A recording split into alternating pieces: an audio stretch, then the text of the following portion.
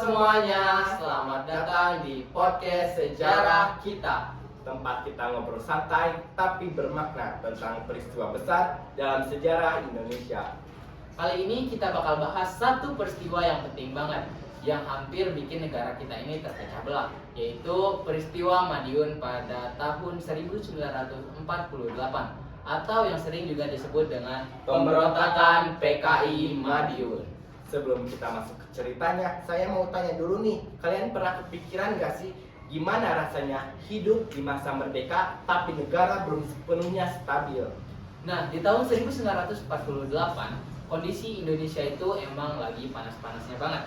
Bayangin aja, kita baru 3 tahun merdeka, tapi di dalam negeri ini udah muncul banyak banget perbedaan tajam antar kelompok politik. Bener banget, salah satu kelompok kuat waktu itu adalah FDR, Front Demokrasi Rakyat, yang di dalamnya ada Partai Komunis Indonesia yang disebut dengan PKI, yang dimana mereka mempunyai pandangan sendiri tentang arah negara, bahkan ingin mengganti sistem pemerintahan demokratis jadi sistem komunis.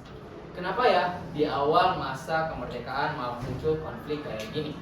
Mungkin karena waktu itu semua pihak punya visi sendiri-sendiri tentang Indonesia merdeka itu seharusnya seperti apa. Dan situasi makin rumit karena di sisi lain Indonesia juga lagi diserang Belanda lewat agresi militer kedua. Jadi di tengah perang melawan penjajah malah muncul konflik dari dalam negeri sendiri. Nah, sekarang kalian bayangin deh, kalau tiba-tiba ada kelompok yang ingin mendirikan negara di tengah-tengah negara kita, kira-kira gimana ya rasanya? Itu beneran kejadian loh. Pada 18 September 1948, kelompok yang dipimpin Musso memproklamasikan berdirinya Republik Soviet Indonesia di Madiun, Jawa Timur.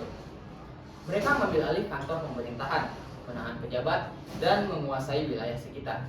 Tujuan mereka jelas, ingin mengganti Republik Indonesia dengan sistem komunis. Tapi Presiden Soekarno tidak tinggal diam. Beliau langsung menyuarakan pilih ikut Republik Indonesia atau ikut Musso dan PKI di Madiun. Kalau kalian hidup di masa itu, kalian bakal pilih yang mana nih? Ikut pemerintahan yang sah atau ide baru yang katanya lebih adil?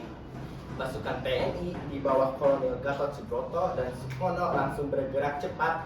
Dalam waktu singkat, pemberontakan berhasil ditumpas dan Madiun direbut kembali pada akhir September 1948. Tapi di setiap konflik pasti akan ada yang namanya korban. Ribuan orang tewas, bahkan rakyat sipil yang tidak tahu apa-apa. Musso sendiri akhirnya tewas dalam pengejaran. Dan sejak saat itu, pemerintah makin waspada terhadap gerakan berideologi komunis. Kalian sadar nggak sih? Terkadang perpecahan itu bukan datang dari luar aja, tapi bisa juga datang dari dalam negara itu sendiri. Peristiwa Madiun ini nunjukin kalau perbedaan ideologi akan menjadi ancaman yang sangat besar jika tidak ditangani dengan bijak. Betul banget, saat itu Indonesia nyaris kehilangan arah gara-gara perebutan ideologi. Tapi untungnya pemerintah dan rakyat bersatu menjaga keutuhan negara. Sekarang coba kita renungin bareng deh. Apakah hari ini kita udah belajar dari peristiwa sejarah itu, atau justru masih sering terpecah belah gara-gara perbedaan pandangan dan kepentingan?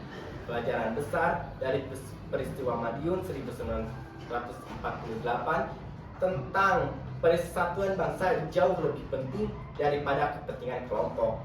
Karena tanpa persatuan, kemerdekaan pun bisa hilang. Kita boleh banget berbeda pendapat, tapi jangan sampai lupa sama tujuan utama kita, yaitu menjaga Indonesia tetap utuh dan damai. Nah, itu tadi pembahasan kita tentang peristiwa Madiun 1948, sebuah kisah kelam tapi penuh pelajaran buat bangsa kita. Terima kasih udah dengerin podcast sejarah kita. Jangan lupa follow podcast ini biar nggak ketinggalan episode baru yang lebih menarik. Sampai jumpa di episode selanjutnya. Dan ingat, sejarah bukan cuma masa lalu, tapi cermin buat masa depan bangsa. Saya Muhammad Taufik Farizi. Saya Rizky Maulana. Pamit undur diri. Wassalam. Bye bye.